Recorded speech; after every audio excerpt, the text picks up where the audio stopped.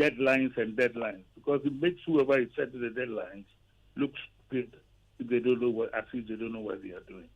Mm. Let's look at the point you make about those who already have acquired their Ghana cards. Something can be done there. What should be done to those who have acquired their Ghana cards, for instance? How do you get them to register? There is one of the tragic things about what's going on is that two state agencies, two regulators are not talking to each other. Mm.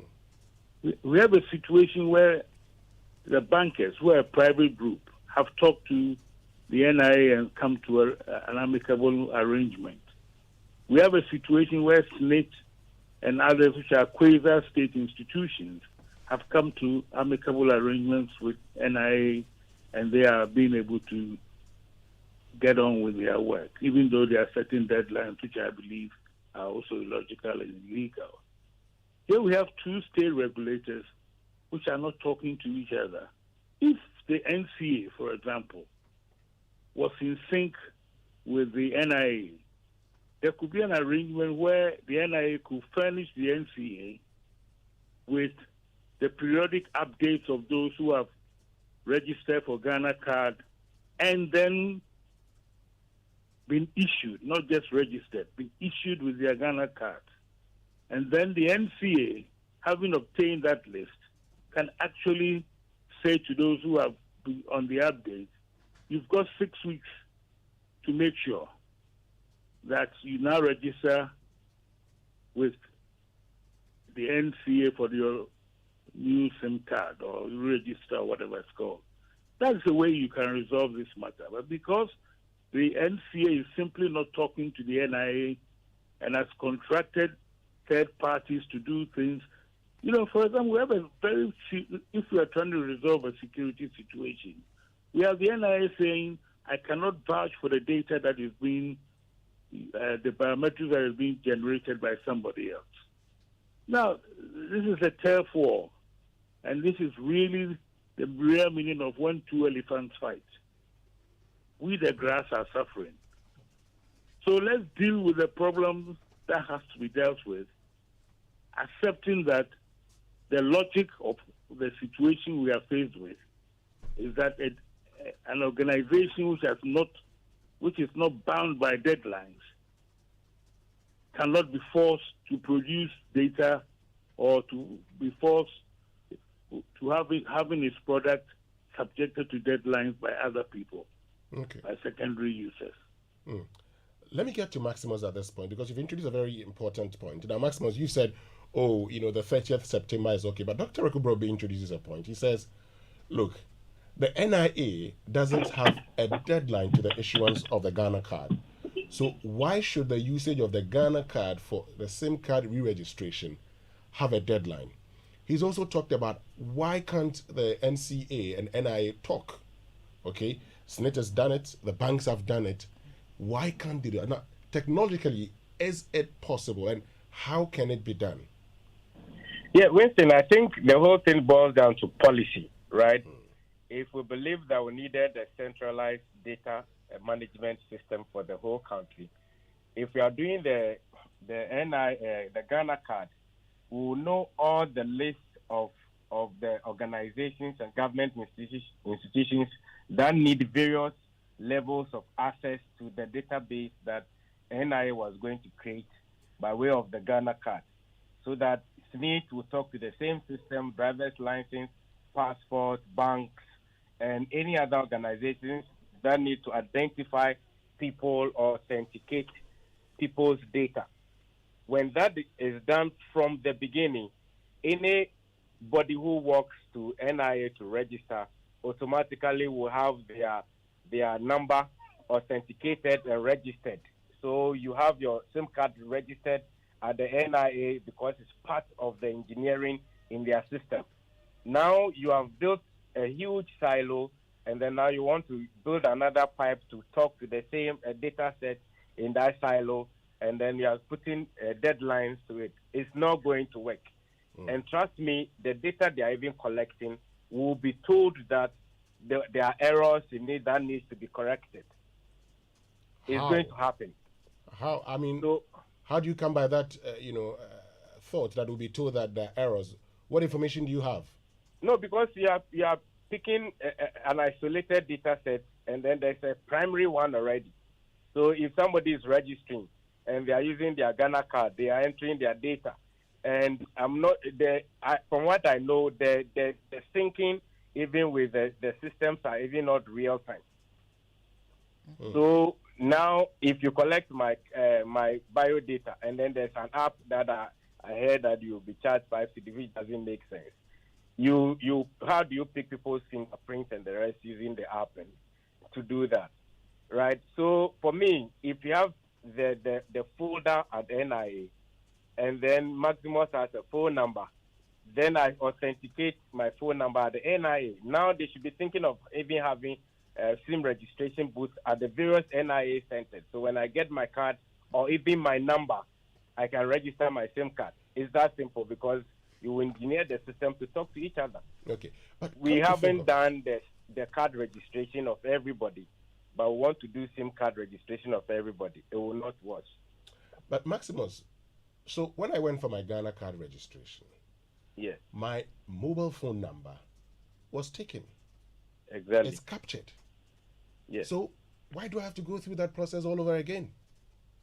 That is the problem with the design. We always have problem with either process design or product design. It does not make sense. Let me ask Dr. Akube the same question, because you've talked about it not being logical. But Can you speak louder, please? I went for my Ghana card registration. Yeah. Phone number taken, passport that I used in registering, everything captured. Yes. So what sense would it make for me to go back re-registering my SIM card with the same document that captured my mobile phone number? That's what I said, that there's been no proper thinking about this whole exercise. Because if everybody who registers for Ghana card is asked at least for a primary telephone number, and so there's absolutely no need to repeat. We are creating parallel databases instead of databases that sync and give us one centralized database from which as a reference database. We were told the Ghana card and the registration was to create a centralized database in which common data files, once they are input, would allow you to, in effect, do a lot of things.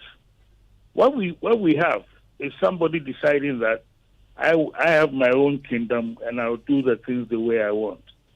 So until and unless there's a policy cohesion between competing government agencies to make sure that we don't have cross purposes, you can extend until the end of the MPP's administration. You will not solve the problem we are faced with. If the problem is making sure that people connect Ghana cards with SIM cards as soon as they receive them, that problem can be resolved. But to keep saying you are extending deadlines for what? I think the whole thing is illogical, illegal. You cannot deprive me of my human rights and rights to services of telecoms simply because you haven't been able to get your act together properly as a government and as individual state agencies. So extensions, Yamutu. No, you can keep extending to not do anything.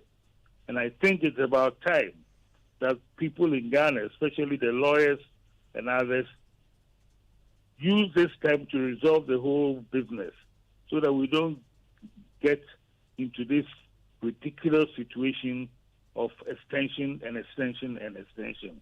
What is the problem we are trying to resolve? And are we doing it with the right approach?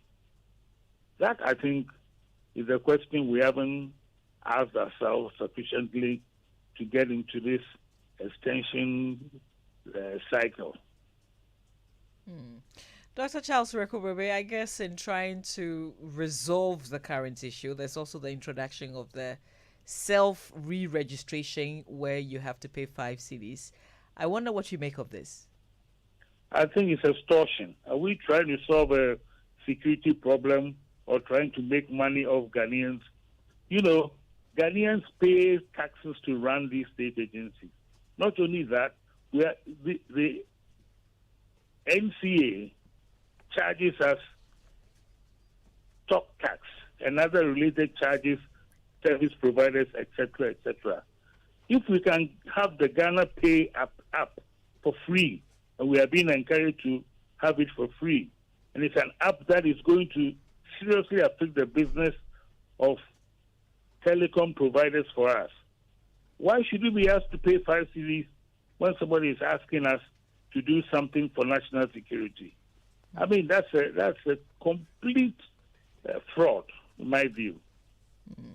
And Maximus, I think that there are people who would still not re-register their SIM cards, really, even if they had the cards. But what would we be losing if I don't re-register? Is it not just voice and perhaps WhatsApp and most importantly Momo? Yeah, so when you do a graduation of the services, the deadline they are even giving, right? So what you do is that if I cannot maybe make a voice call, but I can send text messages and receive text messages, I'll be forced to go and do my card and go and do my registration, so I can have the full bouquet of services on the same card. But you have to also, consider the people's ability or inability to access the Ghana card, which is being used as a primary identity asset. Yes, go ahead, Maximus. Yeah, so for me, I even people would decide not to do, but you see, if you value your SIM card, that you use your SIM card to communicate, to do business, to engage your friends or your network, you know the value of that SIM card. People will not go and re-register because they may not see the value in re-registration. That is expected. It's not something that we should bother ourselves with. But people who value their SIM card and know what they use their SIM cards for, they are going to register those SIM cards. And actually, we don't even know the total number of SIM cards that must be registered. Because you hear the minister saying 40 million subscribers and the rest, but usually it's subscriptions. Because the subscribers may have more than 2 SIM cards or 3 SIM cards, right? So even if I'm registering one number, if I register one number first, like I said on Newsfile, that becomes an index card that I can use to register all other cards that I have in my name. I don't need to go and download an app and pay 5 cedis or go to a center. They need my physical phone and the physical card to do the registration of all the numbers that I have.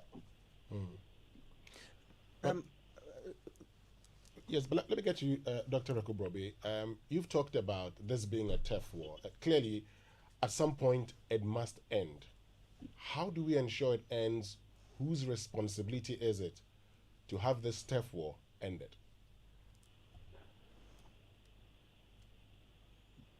Are you talking to me? I can't hear you too well. Yes, Dr. Rekubrobe, I was asking that you said this is a turf war, and I'm saying at some point it must end. How do we ensure that it ends?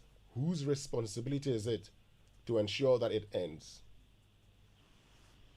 It must never end. That's why I'm saying that, there are solutions that you can have to keep the exercise going and to make sure that people do not dilly-dally when they've got their Ghana card and have to link it to their SIM card. That's a problem that this solves. But it cannot end when the primary data producer says, I have no deadline on my mandate. That's ridiculous. That's what I mean by it's illogical. Because NIA has not said, I've got 30 million Ghanaians that I must get through. He doesn't even know. New Ghanaians are being born every day. I've heard the executive director say, there'll be a time when people will be registered for Ghana card from day of birth. So an exercise which has no deadline to generate its information being used by others to produce deadlines, not only is it illogical, it's probably illegal. And I think what we should be doing is not discussing this today and in this week and then going to sleep.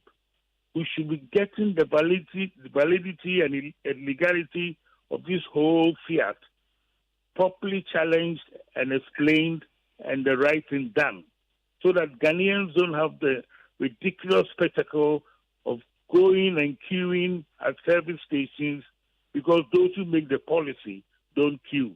They sit in their air-conditioned offices for telecom companies to come and link their cards, and we, the people, have to go and queue. That's nonsense. They work for us. We don't work for them.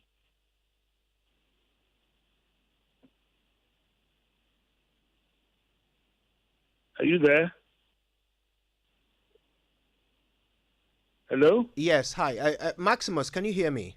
Yeah, I can hear you. Wonderful. All right. So I've been wondering about this biometric data that is being collected by the telcos. We are made to understand that they need to do this, that otherwise the process doesn't work. They also need to create a database. But I'm wondering whether that is the case, because what we are learning is, if, for example, today you go and link your SIM card to your Ghana card, and then you buy a new SIM card tomorrow, you have to go through the same process again and provide your biometric data again. Why is that? What is the point of this duplication? I'm talking about the same telco. Yeah, right? That's what I was saying, that the process design, the product design, there's an error there. Because if I have a card that you have already registered, anytime you're going to register a new card, you just use that one as the index card to link the other card to it. So, okay, do you already have a registered phone number? Give it to us. They enter into the system. You use it to verify the person buying the card. You are not going to register the card all over again, because people buy SIM cards every day. People misplace their SIM cards every day. And, in other countries where they use maybe the CDMA technology, which is linked to, so you have a SIM card or a SIM number linked to a SIM device that is linked to a network that you don't change. You can't replace the SIM. Then that policy will apply, because it's the same phone number. The phone number doesn't change. So when you register one number, maybe for lifetime, the person will be using that same number. But with the GSM technology, I can replace SIM cards. My SIM cards can get missing. Somebody can steal my phone and use it for any fraudulent thing. And you think it's Maximus is doing it because somebody has access to my phone number.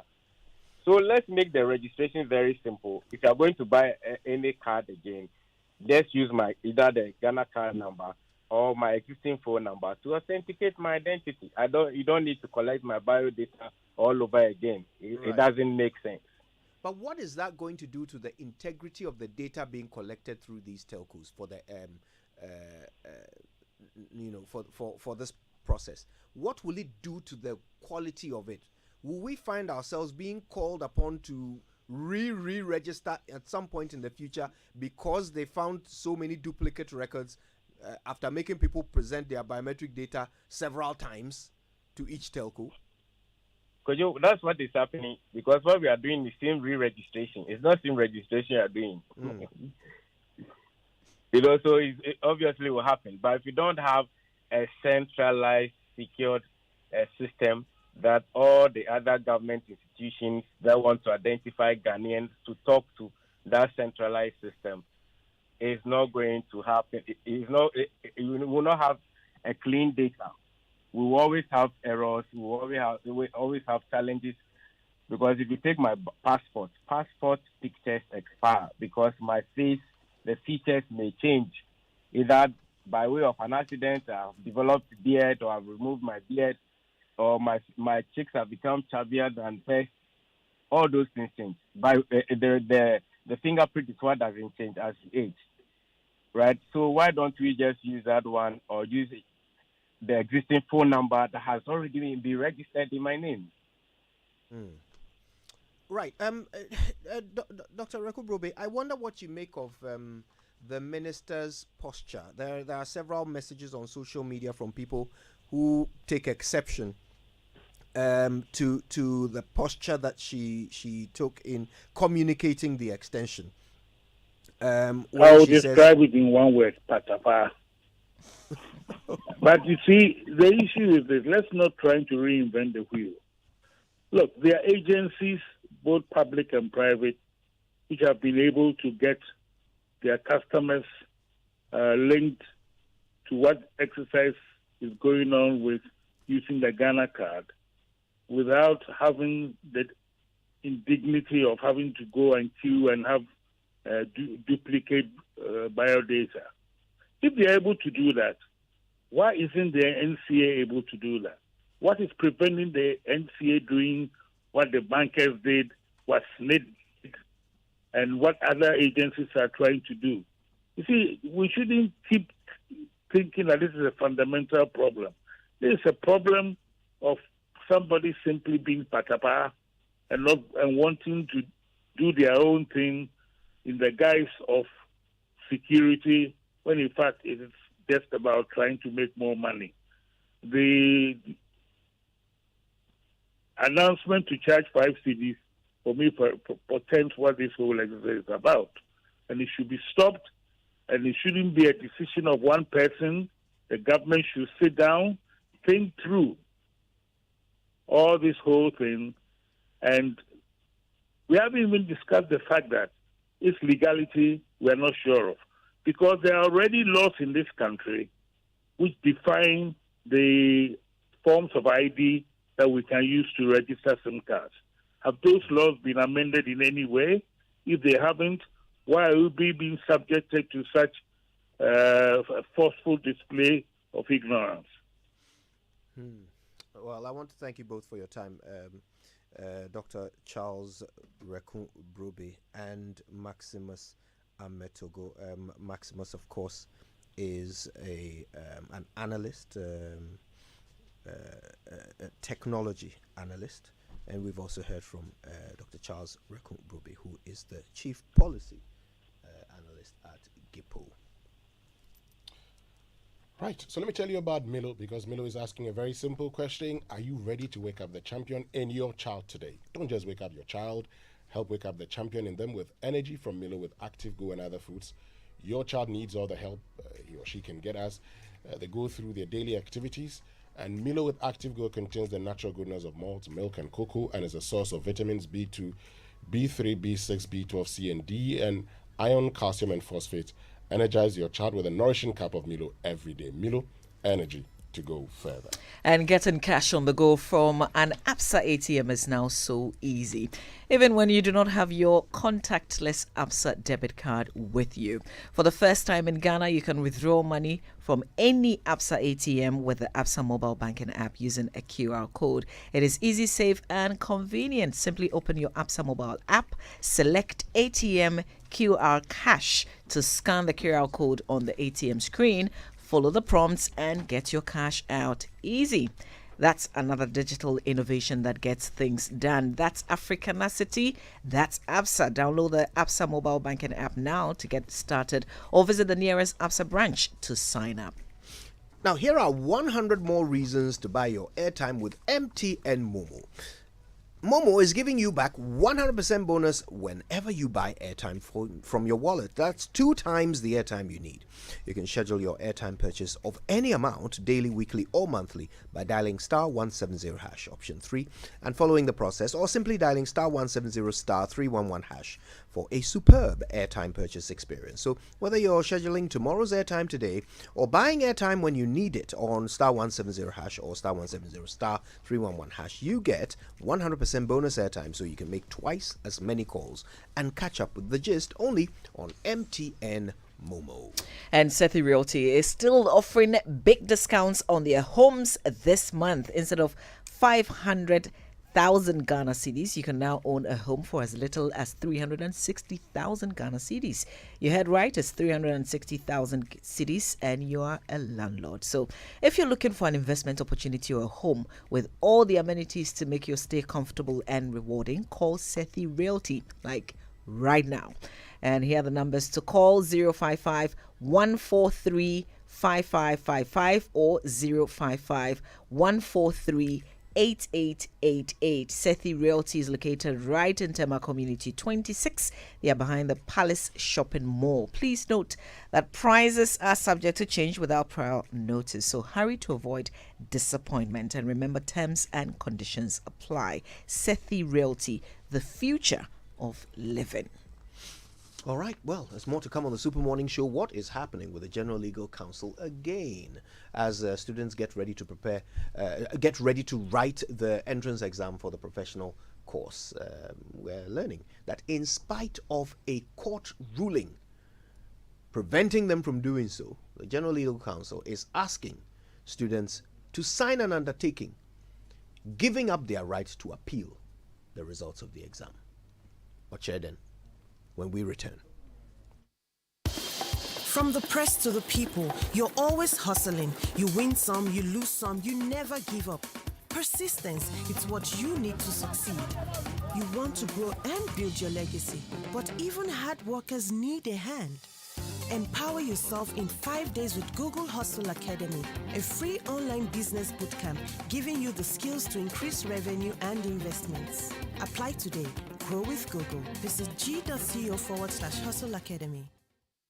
Millennium Insurance has enhanced its motor insurance policy cover to make life more comfortable for you, our valued clients, and in the event of vehicle breakdown whilst on the road. To ensure your safety and that of your vehicle, Millennium Insurance will ensure that your broken down vehicle is towed to a safe place within 1 hour of call and 30 kilometers radius from the place of breakdown. This service is absolutely free. Millennium Insurance, your trustworthy partner, is on standby to be of service to you. Contact us now on 0501 394 997 or 0501 285 821. Terms and conditions apply. Millennium Insurance, your trustworthy partner. Your office they shine. Oh. Yes, so I tell you, say for proper and modern ceiling solutions, the answer be Interface Limited. Them get in stock acoustic ceilings where you go fit make your office fine like my own. Or even better pass your own self. We can better pass my own. Shall I go Interface right now? Interface Limited is the leading supplier and installer of finishing input materials for the building and construction industry in Ghana. Call us on 0274 999999 or visit our website at www.interfacelimited.net. Facebook, Interface Limited GH. Instagram, interface.limited.